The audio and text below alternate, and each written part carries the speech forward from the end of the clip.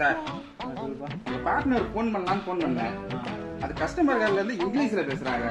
நமக்கு எல்லாம் இங்கிலீஷ் தெரியாது. உங்களுக்கு நீங்க தான் படிச்சவராச்சே, அது என்னன்னு கேட்டு சொல்லுங்க. ரெக்கார்ட் பண்ணி வச்சிருக்கேன். என்ன நம்ம படிச்சவங்க தெரியும், இங்கிலீஷ் வேற பேச சொல்லு. சரி போடு பாப்போம். இத போட்டு வரேன். The subscriber is currently switched off. Please try after some time.